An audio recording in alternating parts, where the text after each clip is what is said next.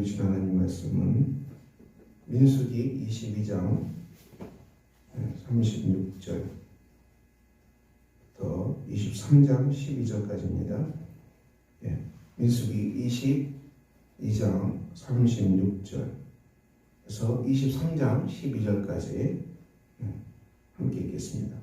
발락은 발람이 온다함을 듣고 모압 변경의 끝 아르곤 가에 있는 성까지 가서 그를 영접하고 발락은 발람에게 이르되 내가 특별히 사람을 보내어 그대를 부르지 아니하였느냐. 그대가 어찌 내게 오지 아니하였느냐. 내가 어찌 그대를 높여 존귀하게 하지 못하겠느냐. 발람이 발락에게 이르되 내가 오기는 하였으나 무엇을 말할 능력이 있으리까. 하나님이 내게 주시는 말씀 그것을 말할 뿐이니라.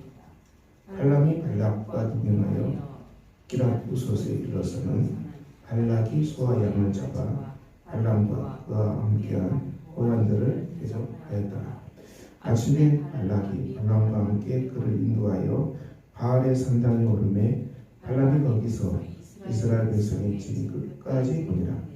발람이 발락에게 이르되 나를 위하여 여기 제단 7을 쌓고 거기 수송아지 7마리와 순양 7마리를 준비하소서 하매 발락이 발람의 말대로 준비하는 게 발락과 발람이 제단에 수송아지와 순양을 준비하라. 발람이 발락에게 이르되 당신의 본점을 곁에 서소서. 나는 저리로 가리이다. 여호와께서 혹시 오셔서 나를 만나시리니 그가 내게 지시하는 것은 다 당신에게 알리리라 하고 언뜻 불러가니 하나님이 발람에게 임하시니라. 발람이 아뢰되 내가 7 제단을 쌓고 각 제단에 수송아지와 순양을 드렸나이다. 여호와께서 발람에게 말씀을 주시니 이르시되 발락에게 돌아가서 이렇게 말할지니라. 그가 발락에게로 돌아간즉 발락과 모압의 모든 고관이 번제물 곁에 함께 섰다. 발람이 예언을 전하여 말하되 발락이 나를 아람에서 모압에게 동쪽 산에서 데려다가 이르기를 하소. 나를 위하여 야곱을 저주하라. 와서 이스라엘 꾸짖으라. 하나님이 저주하지 않으시는 자를 내가 어찌 저주하며 여호와께서 꾸짖지 아니하신 자를 내가 어찌 꾸짖으라. 내가 바위 위에서 그들을 보며 작은 산에서 그들을 바라보니 이 백성은 홀로 살 것이다. 그를 여러 민족 중에 하나로 여기지 않으리로다. 야곱의 그를 누가 능히 세우며 이스라엘의 4분의 1을 누가 능히 세우며 나는 의인의 죽음을 죽이요 나의 종말이 그와 같기를 바라노라. 발락이 발람에게 그대가 어찌 내게 이같이 하느냐. 나의 옷을 조절하고 그대를 데려왔거든 그대가 우리를 축복하였도다. 발람이 대답하이되 여호와께서 내게 주신 말씀을 내가 어찌 말하지 아니할 수 있으리까. 자, 오늘 이 발람은 하나님께서 정말 싫어하시고 또 사악한 길이라고 분명히 경고했지만은 발람은 회개, 참된 회개, 돌이킴이 옷이 이제 발락 왕 앞에 나와 있지요. 그러나 하나님께서 가라고 했고 하나님은 그의 입술을 주장하고 이 발락이 원하는 대로 이스라엘을 저주할 수 없게 강하게 엄하게 훈련시켰습니다. 이 나귀를 통해서.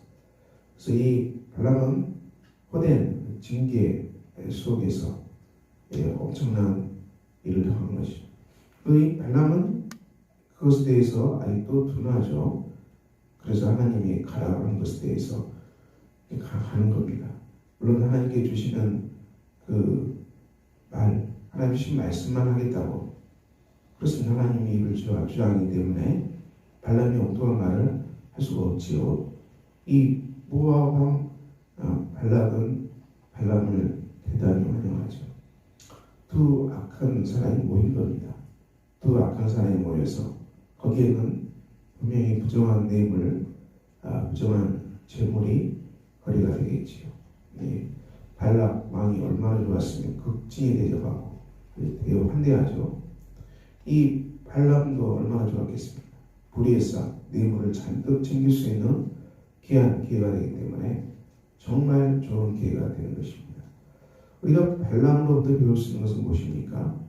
우리가 믿음의 생활, 신앙의 생활, 우리가 하나님만을 사랑하는 삶, 이것은 우리가 거듭나는 것이 바랍니다. 거듭남이 참으로 중요합니다. 믿음의 삶은 거듭남, 새 사람이 되었다.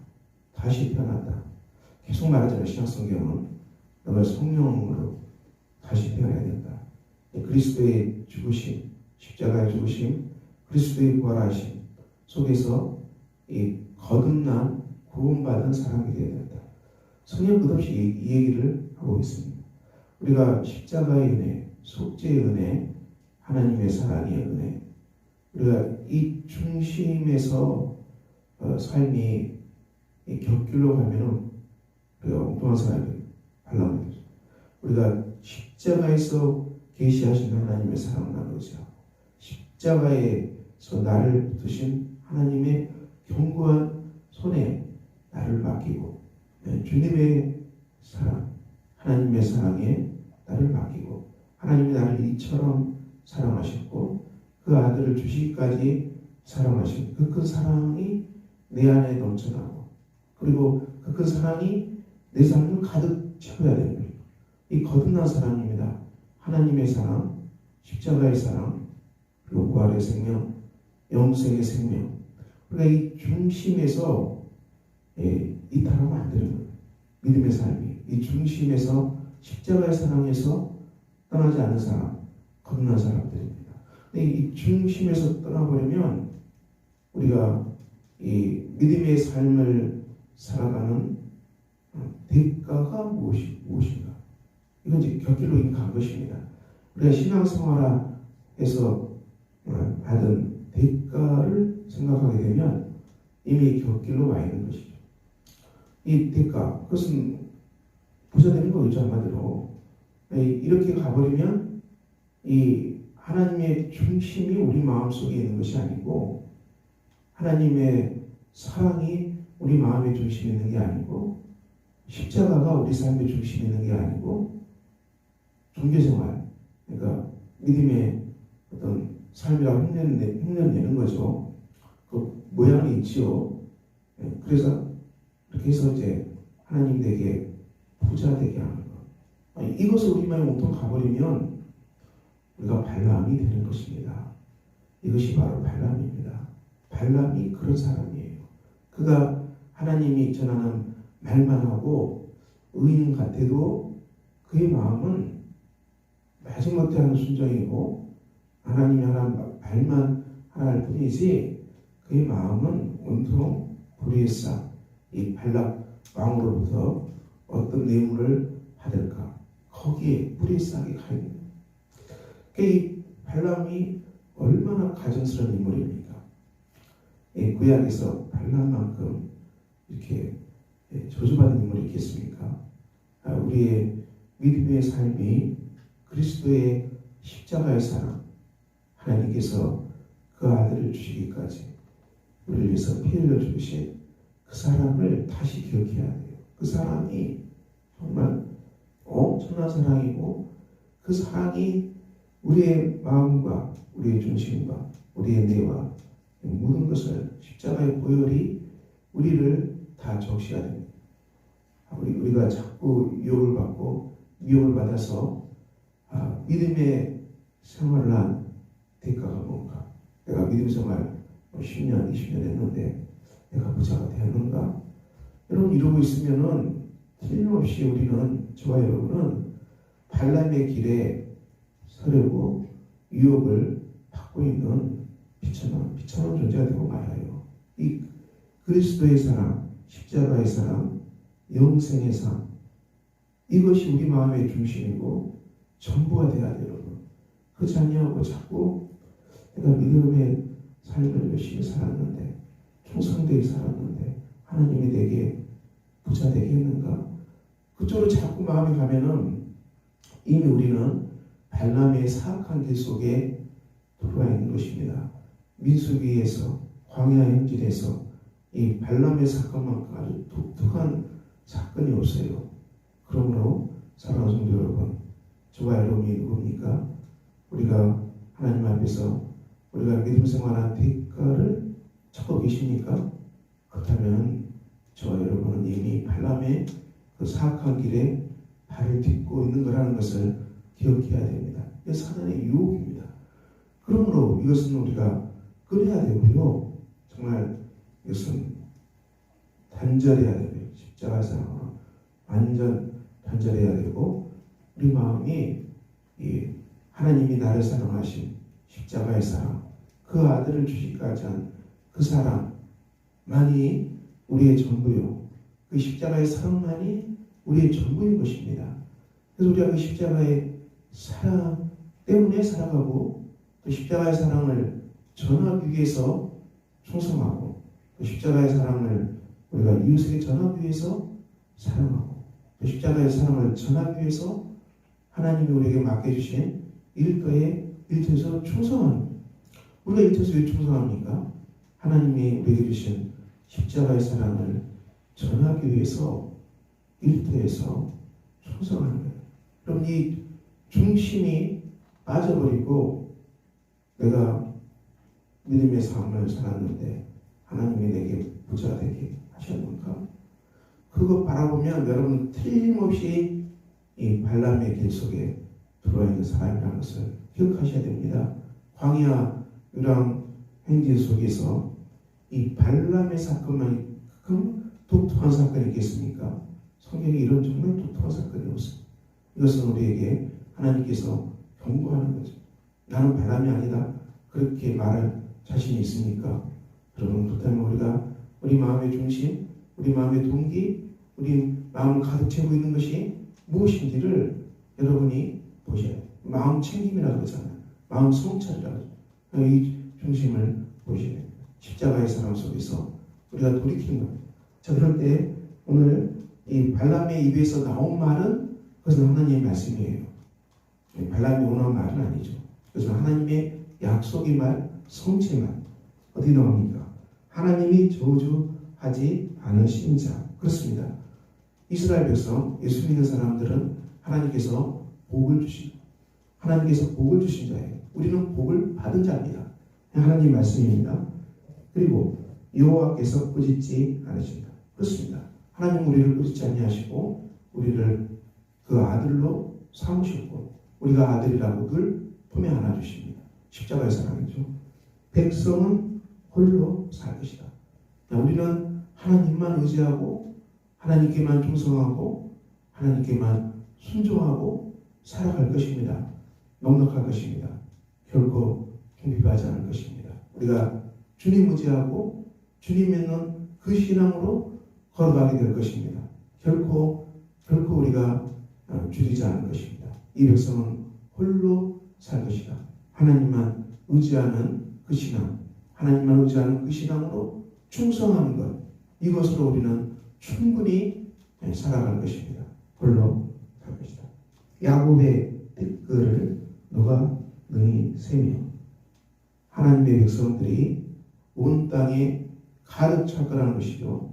우리가 이 땅에 전도가 안 된다고 이렇게 말하지만 하나님의 백성, 예수 믿고 구원받는 사람들은 티끌처럼 바닷가의 모래처럼 하늘의 별처럼 창대할 것입니다. 아브라함이 주신 약속입니다. 그러므로 우리가 이 약속을 믿고 전도하는데 열심을 냅시다. 우리가 기도하고 축복하고 선물을 나누고 그리고 또 축복하고 또 전도합시다. 우리가 전도하다가 마음 상하고 전도하다가 또 우리가 또 속상한 일이 있고 전도하다가 좌절된 일이 있다 할지라도 우리는 끝까지 이 복음을 전하는 사람으로 살아갑시다. 이것이 하나님께서 우리에게 주신 위대한 선물입니다. 야곱 이스라엘 4분의 1을 누가 능히 세우고 이 말씀도 동일하죠. 우리가 하나님의 나라 예수 믿고 구원받는 백성들은 온 땅에 충만하게 될 것입니다. 오늘 우리가 이 발람의 사건 기억하시고요. 우리가 발람의 길에 서 있지 않는지 우리 늘 깨서 회개하고 기도하고 우리 중심이 십자가의 사랑, 하나님께서 그 아들을 주시기까지 사랑하신 그 사랑을 다시 한번 깨닫고 내 마음이 십자가의 사랑으로 충만하고 내 마음이 십자가의 사랑으로 감사하고 그리고 내 마음이 십자가의 사랑을 전하기 위해서 오늘도 조성합니다. 우리 주님 성도님들은 한 사람도 발람의 길에 들어서 사람 없기를 기도합니다. 그리고 하나님께서 우리가 하나님 주신 말씀 홀로 살읍시다. 우리는 하나님 의지하고 순종하는 것으로 충분히 살아가게 될 것입니다. 그리고 이 땅에 예수 믿는 백성이 온 땅에 충만할 것입니다. 그럼 우리가 열심을 내서 전도하는 복된 하루가 되시기를 예수 이름으로 축원합니다. 하나님 아버지, 오늘 복된 날입니다. 우리가 발람의 길에 서 있지 않는지 우리 아들께서 회개하게 하시고 십자가의 사랑이 우리의 전부가 되게 하시고 보혈의 사랑이 전부가 되게 하시고 하나님의 사랑이 우리의 전부가 되게 하시고 오늘도 우리가 십자가의 사랑을 체험하고 이 사랑을 전하기 위해서 충성하는 복된 사람들 주여 되게 해 주시기를 기도합니다.